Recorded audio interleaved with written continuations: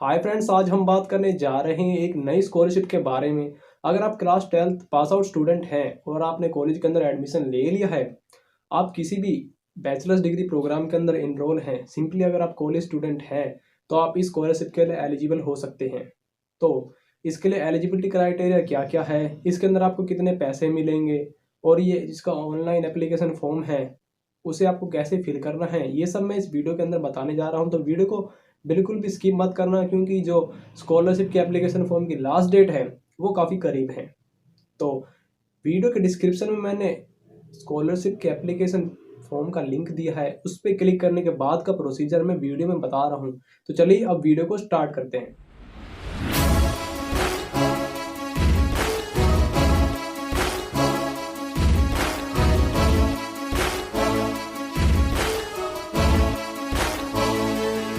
तो वीडियो के डिस्क्रिप्शन में जो लिंक दिया है उससे आप स्कॉलरशिप के इस पेज पर आगे होंगे, मैं उम्मीद करता हूं। तो चलिए अब हम देख लेते हैं कि एमआई स्कॉलरशिप जो हम बात करने जा रहे हैं ये किन किन स्टूडेंट्स के लिए है और इसकी क्या क्या एलिजिबिलिटी है और इससे कितना आपको फ़ायदा मिलेगा। तो चलिए अब बात करते हैं। सबसे पहले ये जो स्कॉलरशिप है इसके लिए एलिजिबिलिटी क्या है। सबसे पहली एलिजिबिलिटी ये है कि जो स्टूडेंट्स हैं वो इंडियन सिटीजन होने चाहिए, और सेकंड जो है वो है applications applicants must be enrolled in an undergraduate degree program, यानी कि आप कॉलेज के अंदर कोई भी अंडर ग्रेजुएट डिग्री प्रोग्राम कर रहे होने चाहिए, लाइक बी कॉम, बी ए, बी सी ए, बी टेक, और भी बहुत सारी कैटेगरीज है जिन्हें हम आगे देखेंगे। और थर्ड जो एलिजिबिलिटी है वो है कि एटलीस्ट 70% मार्क्स आपके क्लास 12th में होने चाहिए बोर्ड एग्जाम के अंदर, ठीक है। और जो फोर्थ एलिजिबिलिटी है यहाँ पे नहीं दिखा रहे लेकिन वो आगे आपको शो करेंगे, वो है कि आपकी जो एनुअल फैमिली इनकम है वो 1.5 लाख पर एनएम से कम होनी चाहिए, यानी 1.5 लाख पर एक साल के जो आप कमाते हैं उससे कम होनी चाहिए, ठीक है। इसके बाद हम देख लेते हैं इसमें बेनिफिट्स क्या मिलेंगे। बेनिफिट्स इसमें अप्रोक्स 6,000 के ही मिलेगा आपको बेनिफिट, वो भी एक बार के लिए ही है ओनली। हालांकि इतना ज़्यादा नहीं है, लेकिन सिर्फ ऑनलाइन फॉर्म फिल करने से अगर आपको इतना फ़ायदा मिल रहा है तो फिर हमें इसे नहीं छोड़ना चाहिए। और जो एक इंपॉर्टेंट बात मैं आपको बता देना चाहता हूँ कि इस स्कॉलरशिप की जो एप्लीकेशन फॉर्म की जो लास्ट डेट है वो है 28 फरवरी 2021, जो कि काफ़ी करीब है। तो वीडियो को बिल्कुल भी स्किप मत कीजिएगा, पूरा हम आपको बताएंगे किस तरीके से आप अपने फ़ोन या लैपटॉप से इसे फिल कर सकते हैं, आप कहीं जानने की ज़रूरत नहीं है। तो अब हम बढ़ते हैं कि आपको सिंपली अप्लाई नाउ पे क्लिक करना है। अप्लाई नाउ पे क्लिक करने के बाद में आपको एक ऐसे पेज पे लेके जाएगा। यहाँ पर आपको एक बार साइन इन करना होगा, अपनी ईमेल आईडी या फ़ोन नंबर से अपनी सारी एजुकेशन डिटेल्स उसके अंदर डालनी होगी आपको, ठीक है। उसके बाद आप लॉगिन कर लेंगे यहीं से ही, और उसके बाद आपको स्टार्ट एप्लीकेशन पे क्लिक करना है। अगर आपको साइन इन करने में फ़ोन और ईमेल के थ्रू कोई भी प्रॉब्लम आती है तो आप मुझे कमेंट सेक्शन में ज़रूर बताइए। तो चलिए इसके बाद आपको सीधा स्टार्ट एप्लीकेशन पर दबाना है। अब हम स्टार्ट कर रहे हैं एप्लीकेशन फॉर्म को फिल करना। यहाँ पर आप देख सकते हैं कि अभी आपको यहाँ पर सबसे पहले जो सेक्शन है वो है पर्सनल डिटेल्स का। पर्सनल डिटेल्स में आप देख सकते हैं फर्स्ट नेम, लास्ट नेम, और भी जो जो यहाँ पे चीज़ें मांग रहे हैं उसमें आपको डाल देना है, ठीक है। एक चीज़ बताने की ये है कि जो फैमिली इनकम है जब आप उसे डालें तो उसमें बीच में कॉमा ना लगाएं, उनमें सीधे डिजिट फिल करें, ठीक है। और ये एनुअल फैमिली इनकम डालनी है आपको यहाँ पर 1 साल की, ठीक है। और फिजिकली चैलेंज यानी अगर आप हैंडीकैप है, दिव्यांग हो तो यस कीजिए, नहीं तो नो कीजिए। यहाँ पर अपना परमानेंट एड्रेस डाल दीजिए, पिन कोड डाल दीजिए। हमने सिर्फ ये एग्जाम्पल के लिए शो किया हुआ है, इसके अंदर आपको यहाँ पर अपनी ओरिजिनल इन्फॉर्मेशन डालनी है और ठीक ठीक डालनी है। इसके बाद आप सेव एंड कंटिन्यू पर क्लिक कीजिए। उसके बाद आपको अपनी एजुकेशन डिटेल्स फिल करनी है। एजुकेशन डिटेल्स में जब ग्रेजुएशन पर क्लिक करेंगे उसके बाद आपके पास 2 ऑप्शन होंगे, एक तो पॉलिटेक्निक डिप्लोमा और एक क्लास 12th का। तो अगर आपने 10th के बाद में क्लास 12th यानी 11th और 12th करी है तो क्लास 12th पे क्लिक कीजिएगा, नहीं तो आप उसके बाद में आप पॉलिटेक्निकल डिप्लोमा पर क्लिक कीजिएगा, ठीक है। अगर आपने क्लास 10th के बाद में डिप्लोमा किया है सीधा, तो हमने यहाँ पर क्लास 12th को चूज़ कराया, तो हम क्लास 12th की यहाँ पर जो जो इन्फॉर्मेशन है उसे फिल कर रहे हैं। आप देख सकते हैं स्ट्रीम और पासिंग ईयर और मार्क्स, टोटल मार्क्स यहाँ पर दे रहे हैं, और आपने ऑब्टेन कितने किए हैं वो हमने यहाँ पर भरे हैं, ठीक है। सीजीपीए भी चूज़ कर सकते हैं आप। और ये सेम प्रोसेस हमें पॉलिटेक्निक डिप्लोमा के लिए करना होता है, वो हमने इसमें नहीं करके दिखाया है, आप उसमें देख लीजिएगा। जब आप उस पर क्लिक कीजिएगा तो उसमें भी लगभग सेम ही होगा। इसके बाद हमें ग्रेजुएशन पे करना है, हाँ उस पीछे वाले पर आप में सेव कर देना है। और इसके बाद में आप देख सकते हैं यहाँ पर आप कौन कौन सी कैटेगरी के अंदर चूज़ कर सकते हैं ग्रेजुएशन में। बी टेक, आप कौन सी बैचलर डिग्री कर रहे हैं, आप देख सकते हैं यहाँ पे बहुत सारे ऑप्शन हैं। मैं आप उम्मीद करता हूँ कि आपको आपका ऑप्शन ज़रूर मिल जाएगा, क्योंकि इतने सारे ऑप्शन हैं। आप इनमें से ही किसी एक में आप डिग्री कर रहे होंगे, मैं सोचता हूँ। और हम बी टेक बी को चूज़ कर लेते हैं। इसके बाद हम देख लेते हैं ग्रेजुएशन कोर्स का जो ड्यूरेशन है वो कितने साल का है, 3 साल का है, 3 साल का, मतलब जितने भी साल का है आपको चूज़ कर लेना है, ठीक है।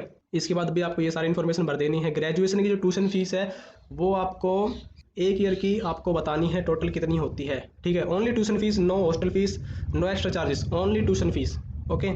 इसके बाद सेव कर दीजिए। इसके बाद हम देख लेते हैं कि फैमिली मेम्बर्स में आपको अपने जो फैमिली मेम्बर्स हैं उनकी टोटल इनकम बतानी है, टोटल एनुअल इनकम।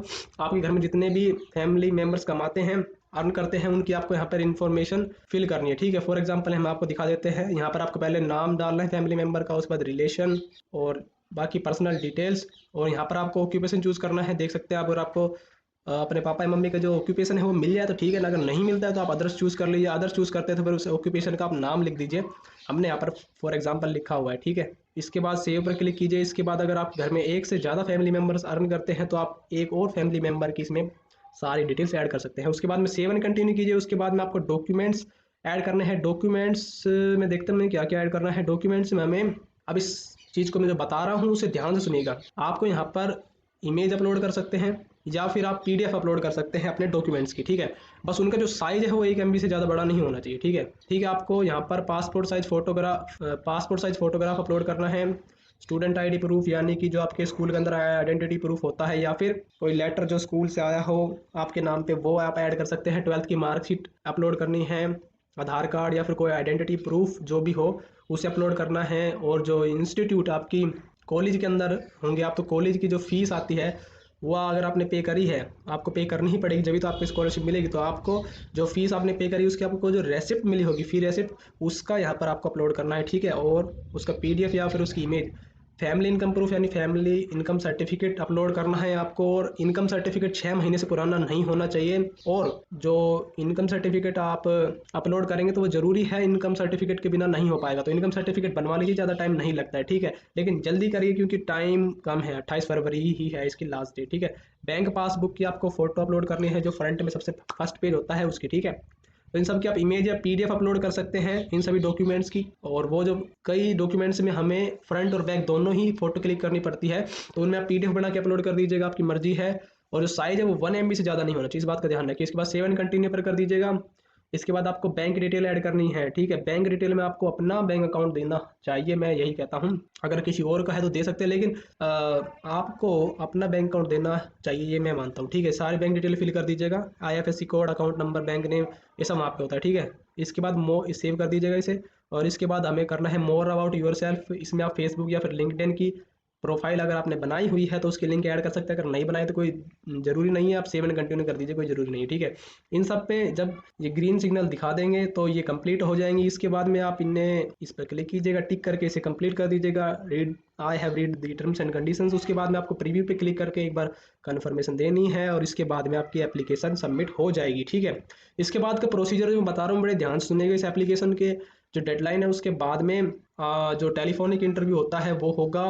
आपकी जो एजुकेशन डिटेल्स आपने डाली है वो देखा जाएगा। उसके बाद आपका सिलेक्शन होगा।